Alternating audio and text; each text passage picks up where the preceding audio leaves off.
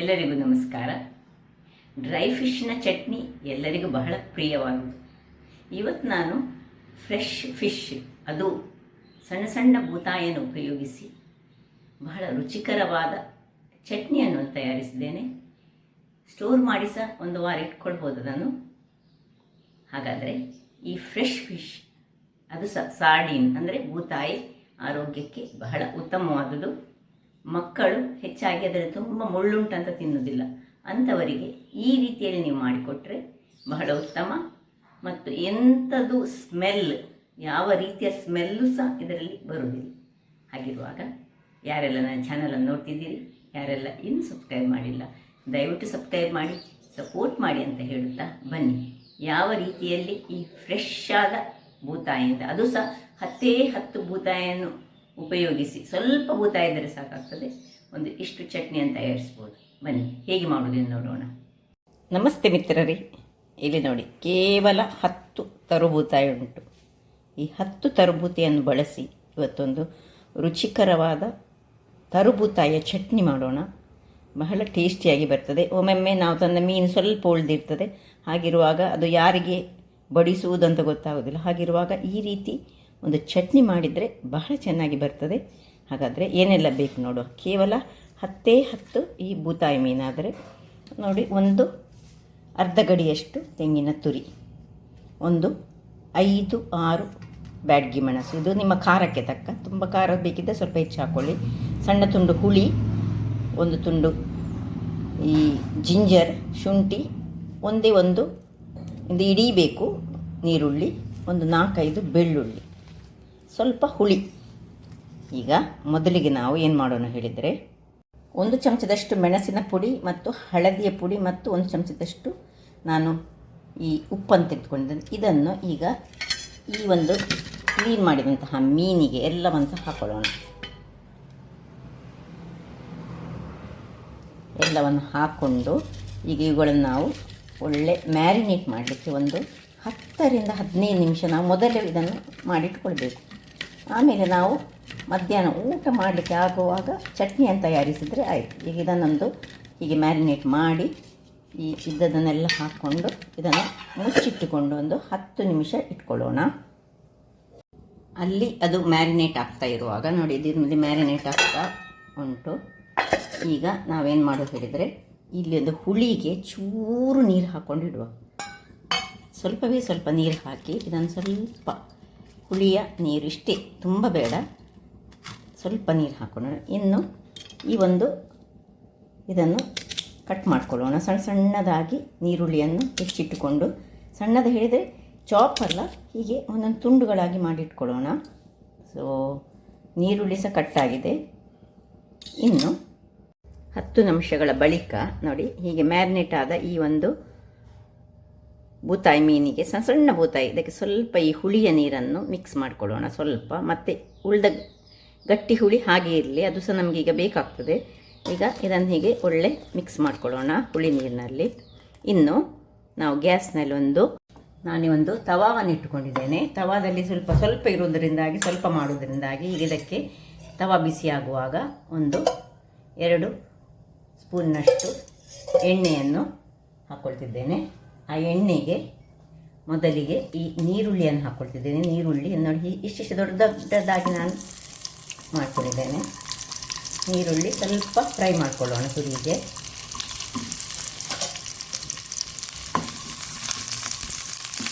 ಈರುಳ್ಳಿಯಲ್ಲಿ ಒಂದು ಒಳಗಿನಿಂದ ಹೀಗೆಲ್ಲ ಇದ್ದರೆ ಇದನ್ನು ತೆಗೆದುಕೊಳ್ಬೇಕು. ಇದೆಲ್ಲ ಬೇಡ ನಮಗೆ. ರಫ್ಲಿ ಚಾಪ್ ಮಾಡಿದರೆ ಆಯಿತು. ಇದು ಆಗಲಿ. ಇದು ನೋಡಿ, ಇಷ್ಟು ಆಗುವಾಗ ಈಗ ಇದಕ್ಕೆ ಸ್ವಲ್ಪ ಕರಿ ಲೀವ್ಸನ್ನು ಹಾಕೊಳ್ಳೋಣ. ಇದು ಆಪ್ಷನಲ್, ಬೇಕಿದ್ದರೆ ಹಾಕ್ಕೊಳ್ಬೋದು, ಹಾಕಿದರೆ ಸಹ ಒಳ್ಳೆಯದಾಗ್ತದೆ. ಯಾವಾಗ ಚಟ್ನಿಯಲ್ಲಿ ಕರಿ ಲೀವ್ಸ್ ಇದ್ದರೆ ತುಂಬ ಚೆನ್ನಾಗಿ ಬರ್ತದೆ. ಸ್ವಲ್ಪ ಕರಿ ಲೀವ್ಸನ್ನು ಹಾಕ್ಕೊಳ್ತಿದ್ದೇನೆ. ಸ್ವಲ್ಪ ಹೆಚ್ಚು ಹಾಕಿದರೆ ಸಹ ಪರಿಮಳಯುಕ್ತವಾಗಿ ಬರ್ತದೆ. ಸೊ ಕರಿ ಲೀವ್ಸ್ನ ನಂತರ ನಾವೀಗ ಏನು ಹೇಳಿದರೆ 5 ಮೆಣಸನ್ನು ಹಾಕ್ಕೊಳ್ತಿದ್ದೇನೆ. ಇದರಲ್ಲಿ ಇದು ಒಳ್ಳೆ ಫ್ರೈ ಆಗಬೇಕು. ಈಗ ಉಬ್ಬಿ ಬರುವ ತನಕ ನೋಡಿ, ನೀರುಳ್ಳಿ ತುಂಬ ಕಲರ್ ಚೇಂಜ್ ಆಗಲಿಕ್ಕಿಲ್ಲ, ಟ್ರಾನ್ಸ್ಪರೆಂಟ್ ಆದರೆ ಸಾಕು. ಈಗ ಈ ಒಂದು ಬಹಳ ಸುಲಭ ರೀತಿಯಲ್ಲಿ ಮಾಡುವಂತಹ ಈ ಒಂದು ಚಟ್ನಿ ಈ ಗಂಜಿ ಹೊತ್ತಿಗೆ ಬಹಳ ಪರಿಮಳಯುಕ್ತವಾಗಿ ಮತ್ತು ಟೇಸ್ಟಿಯಾಗಿ ಬರ್ತದೆ. ಸೊ ಸಿಂಪಲ್ ನೋಡಿ. ಇಷ್ಟ ಆಗುವಾಗ ನೋಡಿ ಮೆಣಸು ಉಬ್ಬಿ ಬರಬೇಕು. ಮೆಣಸು ಉಬ್ಬಿ ಬರುವಾಗ ಇದನ್ನು ಆಫ್ ಮಾಡ್ಕೊಳ್ಳೋಣ. ಈ ಆಫ್ ಮಾಡ್ಕೊಂಡಂಥದ್ದನ್ನು ನಾನು ಒಂದು ಪ್ಲೇಟಿಗೆ ಶಿಫ್ಟ್ ಮಾಡಿಕೊಳ್ತಿದ್ದೇನೆ. ನೋಡಿ ಎಲ್ಲ ಒಂದು ಪ್ಲೇಟಿಗೆ ಶಿಫ್ಟ್ ಮಾಡಿ, ಇದೇ ಈಗ ನಮಗೆ ಬಾಣಲೆಯಲ್ಲಿ ನಾವೀಗ ಮೀನನ್ನು ಸಹ ಫ್ರೈ ಮಾಡಲಿಕ್ಕೆ ಉಂಟು. ಅದರಿಂದಾಗಿ ಎಲ್ಲವನ್ನು ಈಗ ಇದರಲ್ಲಿ ತೆಗೆದುಕೊಳ್ಳೋಣ. ಉರಿ ಬೇಕಿದ್ರೆ ಆಫ್ ಮಾಡ್ಕೊಳ್ಬೇಕಂತಿಲ್ಲ, ಅದೇ ಉರಿಯನ್ನು ಯೂಸ್ ಮಾಡ್ಕೊಳ್ಬೋದು. ನಾನು ಸ್ವಲ್ಪ ಆಫ್ ಮಾಡಿಕೊಂಡೆ ತೆಗೆದುಕೊಳ್ಳುವಾಗ. ಈಗ ಇದಕ್ಕೆ 2 ಚಮಚದಷ್ಟು ಪುನಃ ಎಣ್ಣೆಯನ್ನು ಹಾಕ್ಕೊಳ್ತಿದ್ದೇನೆ. ಎಣ್ಣೆಯನ್ನು ಹಾಕ್ಕೊಂಡು ಏನು ನಾವು ಮ್ಯಾರಿನೇಟ್ ಮಾಡಿದ್ದೇವೆ ನೋಡಿ, ಇದನ್ನು ಈಗ ಇದರಲ್ಲಿ ಸ್ವಲ್ಪ ಎಣ್ಣೆ ಬಿಸಿ ಆಗಬೇಕು. ಸರಿ ಬಿಸಿ ಆದಮೇಲೆ ಇದನ್ನು ಹಾಕ್ಕೊಳ್ಳೋಣ. ಎಣ್ಣೆ ಬಿಸಿ ಆಯಿತು ನೋಡಿ. ಒಂದೊಂದಾಗಿ ಮೀನನ್ನು ಇದರಲ್ಲಿ ಒಳ್ಳೆ ಫ್ರೈ ಆಗಬೇಕು. ಹೇಳಿದರೆ ಕ್ರಿಸ್ಪಿಯಾಗಿ ನಾವು ಈಗ ಕಾಯಿಸ್ಕೊಳ್ಬೇಕು. ಒಳ್ಳೆ ಕ್ರಿಸ್ಪಿ ಹೇಳಿದರೆ ತಿನ್ನುವಾಗ ಕರ್ಕುರ್ ಹೇಳ್ತೇವಲ್ಲ, ಆ ರೀತಿಯಾಗಿ ಆಗಬೇಕು. ಅಥವಾ ನೀವು ತುಂಬ ಎಣ್ಣೆ ಹಾಕಿ ಎಣ್ಣೆಯಲ್ಲಿ ಸಹ ಫ್ರೈ ಮಾಡ್ಕೊಳ್ಬೋದು. ಆದರೆ ಎಣ್ಣೆ ತುಂಬ ಹಾಳಾಗ್ತದೆ. ಅದಕ್ಕೆ ಬೇಕಿದ್ದರೆ ನಡುವಲ್ಲಿ ಸ್ವಲ್ಪ ಎಣ್ಣೆ ಹಾಕ್ಕೊಂಡು ಇದು ಕ್ರಿಸ್ಪಿ ಆಗುವ ತನಕ ನಾವು ಇದನ್ನು ಕಾಯಿಸ್ಕೊಳ್ಳೋಣ. ಇಲ್ಲಿ ನೋಡಿ, ಇಷ್ಟು ಕಾಯುವಾಗ ಇನ್ನು ಉರಿಯನ್ನು ಹದ ಮಾಡಿಕೊಂಡು ಇದನ್ನು ಹೀಗೆ ತಿರುಗಿ ಹಾಕೊಳ್ಳೋಣ.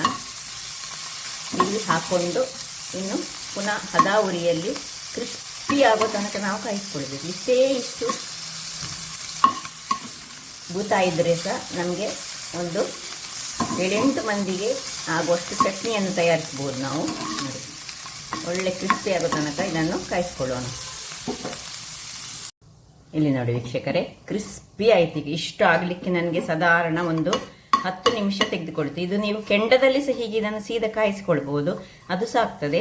ಅಥವಾ ಹೀಗೆ ಮಾಡಿ ಸ್ವಲ್ಪ 10 ನಿಮಿಷದ ನಿಧಾನಕ್ಕೆ ಕಾಯಿಸ್ಬೇಕು, ಕರಟಬಾರ್ದು. ಬಟ್ ಒಳ್ಳೆ ಕ್ರಿಸ್ಪಿಯಾಗಿ ಫ್ರೈ ಆಗಬೇಕು. ಈಗ ಇದನ್ನು ಆಫ್ ಮಾಡಿಕೊಂಡು ನಾವು ತಣ್ಣಗಾಗಲಿಕ್ಕೆ ಇದನ್ನು ಬಿಡೋಣ. ಇದು ಸ್ವಲ್ಪ ತಣ್ಣಗಾಗಬೇಕು. ತಣ್ಣಗಾದ ನಂತರ ನಮ್ಮ ಕೆಲಸ.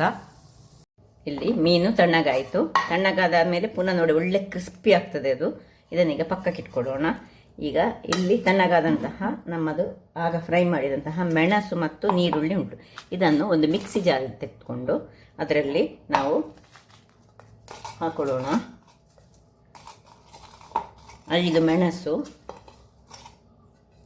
ನೀರುಳ್ಳಿ, ಫ್ರೈ ಮಾಡಿದಂತಹ ನೀರುಳ್ಳಿ ಮತ್ತು ಫ್ರೈ ಮಾಡಿದಂತಹ ಕರಿಬೇವಿನ ಸೊಪ್ಪು, ಸ್ವಲ್ಪ ಹುಳಿ, ಇನ್ನು ಈ ಜಿಂಜರನ್ನು ಸ್ವಲ್ಪ ಗುದ್ದಿಕೊಂಡು ಹಾಕಿದರೆ ಒಳ್ಳೆ ಚೆನ್ನಾಗಿ ಬರ್ತದೆ. ಇಲ್ಲದೆ ಕಟ್ ಮಾಡ್ಕೊಂಡು ಹಾಕಿ ಸಣ್ಣದಾಗಿ ಚಾಪ್ ಮಾಡಿದರೆ ಸಾಕ್ತದೆ.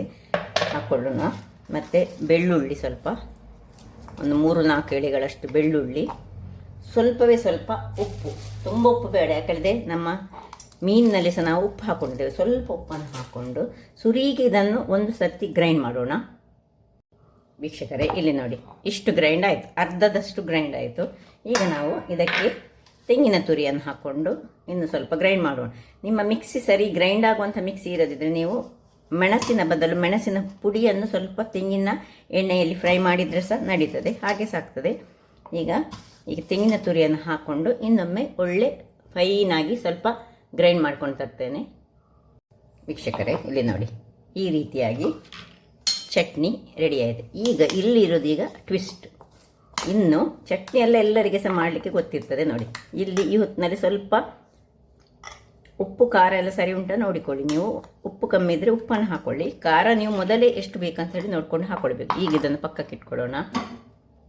ಈ ಫ್ರೈ ಮಾಡಿದಂಥ ಕ್ರಿಸ್ಪಿಯಾದ ಇದನ್ನು ಇದರಲ್ಲಿ ಈ ಒಂದು ಮಿಕ್ಸಿ ಜಾರಿಗೆ ಹಾಕ್ಕೊಳ್ಳೋದು. ನೋಡಿ ಒಂದು ತುಂಡು ತುಂಡು ಮಾಡಿಕೊಂಡು ಹಾಕ್ಕೊಂಡು ನಮ್ಮ ಹತ್ರ 10, ನನ್ನ ಹತ್ರ 10 ಇರೋದು ವಿದ್ ಮುಳ್ಳಿನೊಟ್ಟಿಗೆ. ಯಾಕೆ ಹೇಳಿದರೆ ಮುಳ್ಳು ಸಹ ಒಳ್ಳೆ ಫ್ರೈ ಆಗಿ ಉಂಟು, ಏನು ತೆಗೀಲಿಕ್ಕಿಲ್ಲ. ಬೇಕಿದ್ದರೆ ನೀವು ಹೀಗೆ ಮುಳ್ಳನ್ನು ತೆಗೆದು ಹೀಗೆ ಸಪರೇಟ್ ಸಹ ಮಾಡಿಕೊಳ್ಬೋದು. ಹಾಗೆ ಮಾಡಿದರೆ ಸಹ ಆಗ್ತದೆ.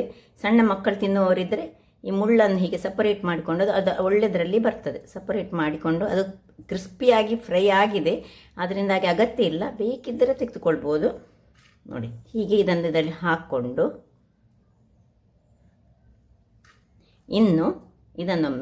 ಇನ್ನೊಮ್ಮೆ ಗ್ರೈಂಡ್ ಮಾಡಲಿಕ್ಕೆ ಉಂಟು. ಗ್ರೈಂಡ್ ಮಾಡಿದಾಗ ಅದು ಅದರಲ್ಲಿ ಮಿಶ್ರಣ ಆಗಿ ಒಂದು ಟೇಸ್ಟಿಯಾದ ಈ ಸಾಡಿನ ಚಟ್ನಿ ರೆಡಿ ಆಗ್ತದೆ. ನೋಡಿ, ಈ ರೀತಿಯಾಗಿ ಇದನ್ನು ಮುಳ್ಳು ತೆಗೆದರೆ ಸಾಕ್ತದೆ.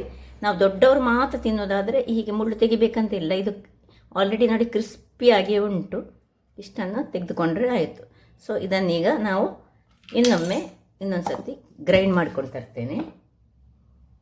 ವೀಕ್ಷಕರೇ, ಇಲ್ಲಿ ನೋಡಿ ಗ್ರೈಂಡ್ ಮಾಡ್ಕೊಂಡು ತಂದೆ. ಯಾವ ರೀತಿಯಾಗಿ ಕೋರ್ಸಿ ಗ್ರೈಂಡ್ ಮಾಡಬೇಕು, ತುಂಬ ಅಲ್ಲ. ನೋಡಿ ಏನು ಚೆನ್ನಾದ ಚಟ್ನಿ ಬಂತ ಹೇಳಿದರೆ ನಿಮಗೆ ರುಚಿ ಅಂತೂ ಅದ್ಭುತವಾಗಿರುತ್ತದೆ. ಒಂದು ಗಂಜಿ ಇದ್ದರೆ ಸಾಕು. ಗಂಜಿ ಒಟ್ಟಿಗೆ ಇದನ್ನು ನಾವು ಸ್ವಲ್ಪ ಸೈಡ್ಸಲ್ಲಿ ಮಾಡಿಟ್ಟುಕೊಂಡ್ರೆ ಉಂಟಲ್ಲ, ಬಹಳ ರುಚಿಯಾಗಿ ಬರ್ತದೆ ಮತ್ತು ಗೊತ್ತೇ ಆಗೋದಿಲ್ಲ. ಹಾಗಾಗಿ ಒಂದು ವೇಳೆ ನಿಮಗೆ ಕಾಯಿಸುವಾಗ ಕಷ್ಟ ಆಗುತ್ತದೆ, ಇದನ್ನು ಡೀಪ್ ಫ್ರೈ ಆಗಿ ಸಹ ನೀವು ಮಾಡಿಕೊಂಡು ಬೂತಾಯಿಯನ್ನು ಅದು ಸಹ ಮಾಡ್ಕೊಳ್ಬೋದು. ಸಣ್ಣ ಮಕ್ಕಳಿದ್ದಾಗ ಡೀಪ್ ಫ್ರೈ ಮಾಡ್ಕೊಳ್ಳಿ. ಯಾಕಂದರೆ ನಾವು ಸಣ್ಣ ಸಣ್ಣ ಬೂತಾಯಿಯನ್ನು ಯಾವಾಗಲೂ ಹೇಗೆ ಹೇಳಿದರೆ ಒಳ್ಳೆ ಕಾಯಿಸಿಕೊಂಡು ನಾವು ಮಾಡ್ತೇವೆ. ಅದರಿಂದಾಗಿ ನೋಡಿ ಏನು ಚೆನ್ನಾಗಿ ಬಂತು. ನಿಮಗೆ ಇಷ್ಟು ಗ್ರೈಂಡ್ ಬೇಡದಿದ್ದರೆ ಸ್ವಲ್ಪ ತರಿಯಾಗಿ ಅದನ್ನು ಸಿಕ್ಕೋ ಹಾಗೆ ಸಹ ಇಟ್ಕೊಳ್ಬೋದು.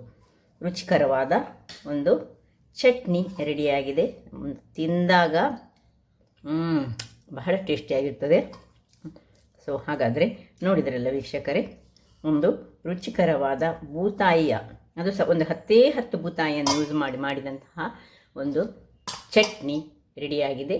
ನೀವು ಒಮ್ಮೆ ಮಾಡಿ ನೋಡಿ ಅಂತ ಹೇಳುತ್ತಾ, ಯಾರೆಲ್ಲ ನನ್ನ ಚಾನಲ್ ನೋಡ್ತಿದ್ದೀರಿ, ಯಾರೆಲ್ಲ ಇನ್ನೂ ಸಬ್ಸ್ಕ್ರೈಬ್ ಮಾಡಿಲ್ಲ, ದಯವಿಟ್ಟು ಸಬ್ಸ್ಕ್ರೈಬ್ ಮಾಡಿ ಸಪೋರ್ಟ್ ಮಾಡಿ ಅಂತ ಹೇಳುತ್ತಾ ಎಲ್ಲರಿಗೂ ಮತ್ತೊಮ್ಮೆ ಧನ್ಯವಾದಗಳನ್ನು ಅರ್ಪಿಸುತ್ತಿದ್ದೇನೆ.